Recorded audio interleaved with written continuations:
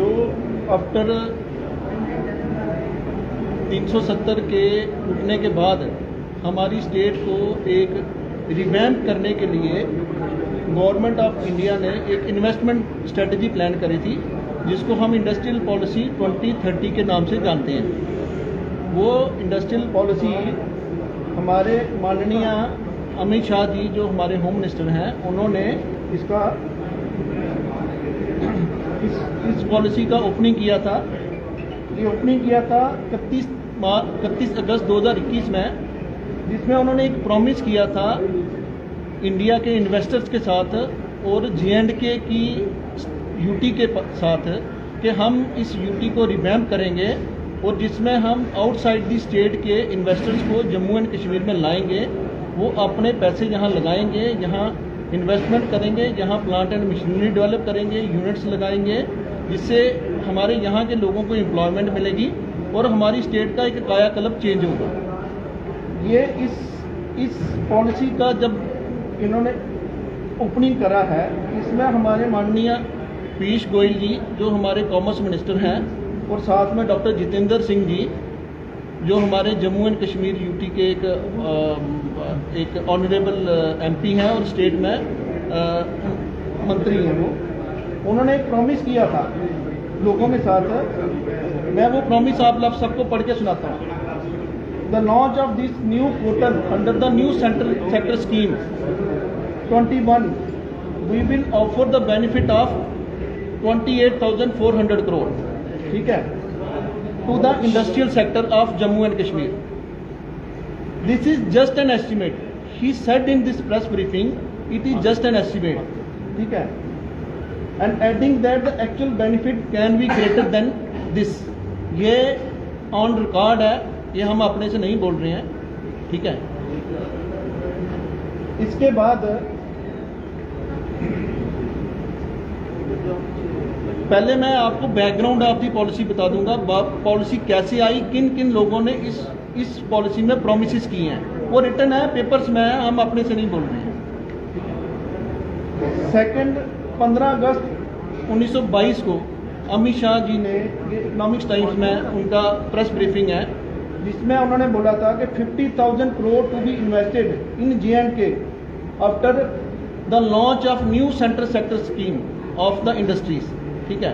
Means पहले वो कह रहे थे, हमें प्रॉमिस किया था 2,400 करोड़ का, फिर उन्होंने कहा था कि 50,000 करोड़ तक भी लोग इन्वेस्ट करने के लिए रेडी हैं। ये Amit Shah ji is not as ordinary person, he is the home minister of the country, ठीक है।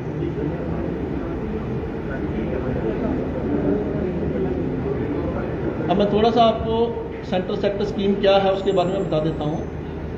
ये सेक्टर स्कीम है, इंडस्ट्रियल यूनिट्स जो लगने थे उनको कुछ इंसेंटिव थे, वो अपने यहाँ इन्वेस्टमेंट करते तो उनको कुछ बेनिफिट्स मिलने थे। वो बेनिफिट्स जो अदर देन द कंट्री में जो स्कीम्स चल रही है इंडस्ट्रियल पॉलिसी की, उससे काफ़ी ज़्यादा बेटर इंसेंटिव थे। इसलिए गवर्नमेंट के प्रॉमिस के ऊपर लोगों ने यहाँ पे अपनी इन्वेस्टमेंट करी और आकर के यहाँ पे यूनिट लगाए। इसमें इन्होंने एक अमाउंट फिक्स किया था कि 28,400 crore plus 15% of the amount, ठीक है। और उसका एक लिमिटेशन पीरियड रखा था कि इस पीरियड के बीच में जिन जिन लोगों ने अप्लाई किया, हम उन लोगों को इस स्कीम का बेनिफिट देंगे।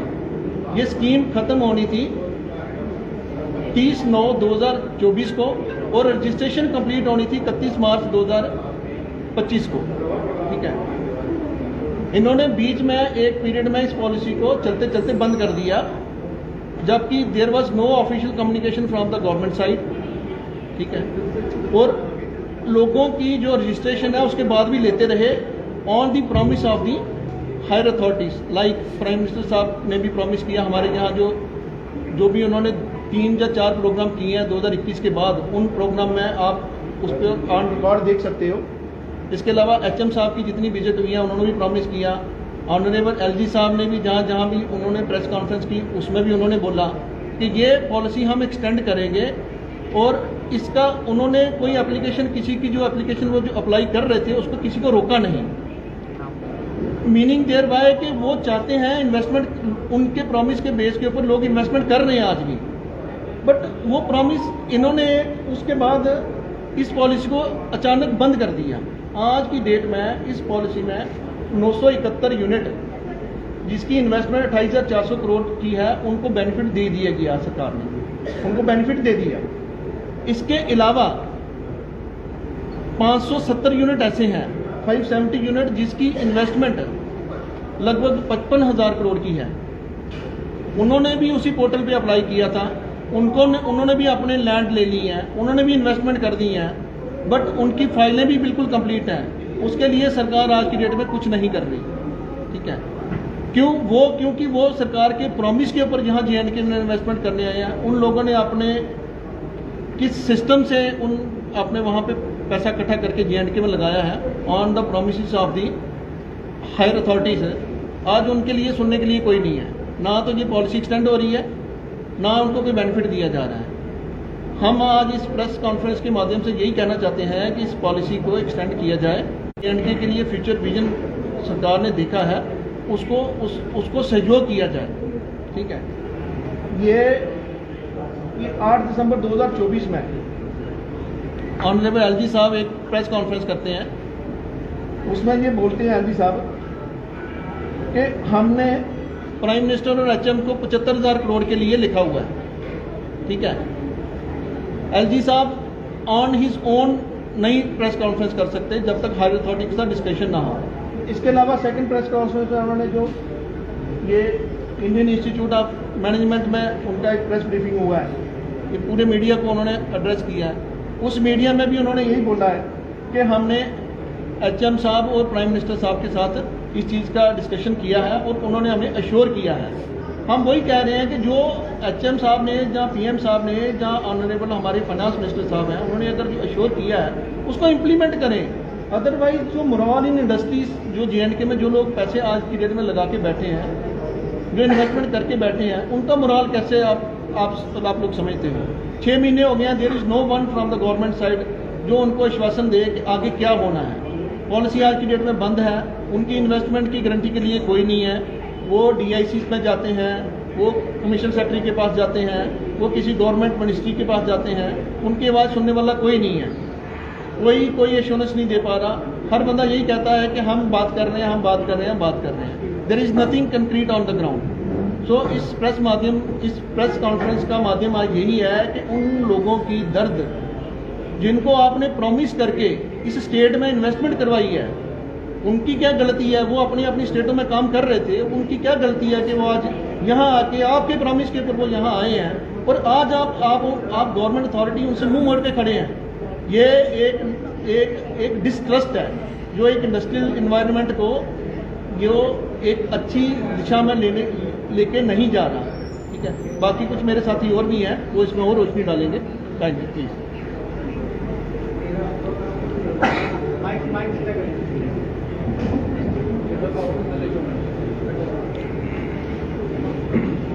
इस पॉलिसी के तहत बाहर से, जम्मू कश्मीर के बाहर से, चाहे वो पंजाब हो, हरियाणा हो, दिल्ली हो, चंडीगढ़ हो, बॉम्बे हो, बहुत से लोगों ने हैवी इन्वेस्टमेंट की JNK स्टेट के अंदर। ये पॉलिसी ऐसी थी, इतनी अट्रैक्टिव थी कि जिस आदमी का बजट 100 रुपये का था, उसने इन्वेस्टमेंट की 500 रुपये की, बैंक से लोन लिए, बाहर से लोन लिए।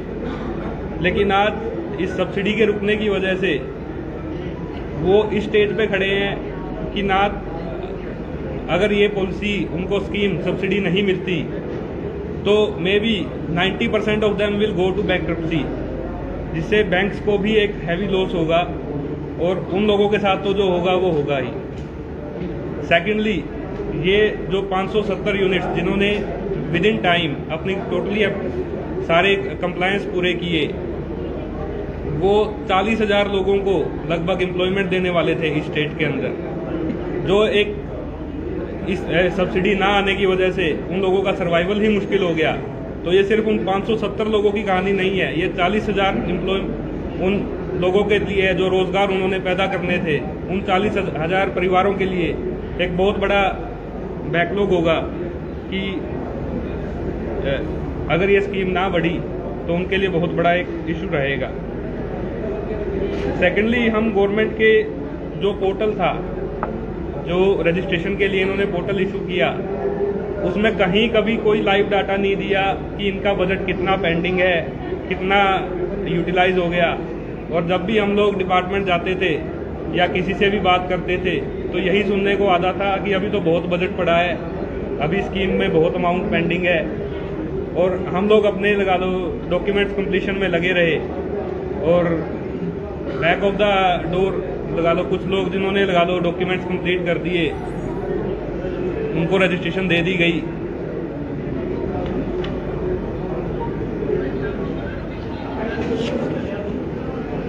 थर्डली जो ये एप्लीकेशंस 28,400 करोड़ रुपए की जो एप्लीकेशंस गवर्नमेंट के पास आई, उस एप्लीकेशन के अंदर बहुत सारी इनएलिजिबल मशीनरी भी इंक्लूडेड है। 18% जीएसटी अमाउंट इंक्लूडेड है जो सब्सिडी देते वक्त उनको उनके अमाउंट में से माइनस होगी। तो इस 28,400 में से भी एक बहुत बड़ा अमाउंट बचने वाला है। तो हमारी सरकार से रिक्वेस्ट है कि एटलीस्ट जो 18% का जीएसटी का अमाउंट है एटलीस्ट वो लेस करके फर्दर आप रजिस्ट्रेशन आगे लोगों को दीजिए। फर्दर इनएलिजिबल मशीनरी का कंपोनेंट भी लगभग 8 से 10% आता है, तो उसको भी इन एप्लीकेशंस में से माइनस करके बाकी लोगों को रजिस्ट्रेशन प्रोवाइड की जाए।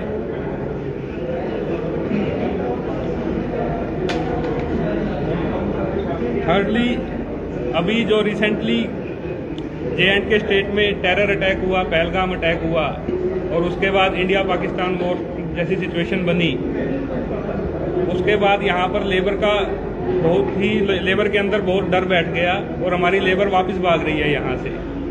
अभी हमें दोबारा यहाँ पर लेबर लाने के लिए हायर कॉस्ट पे, डबल सैलरी पे लेबर यहाँ बुलानी पड़ेगी। विदाउट सब्सिडी हम लोग सरवाइव कर ही नहीं पाएंगे स्टेट के अंदर। तो हमारी सरकार से रिक्वेस्ट है काइंडली सब्सिडी का अमाउंट बढ़ाया जाए और जिन लोगों ने एटलीस्ट 30 सितंबर जो इस सब्सिडी की लास्ट डेट थी उससे पहले अपनी एप्लीकेशंस कंप्लीट कर दी, अपने सारे डॉक्यूमेंट्स कंप्लीट कर दिए, एटलीस्ट उनको तो रजिस्ट्रेशन दी जाए।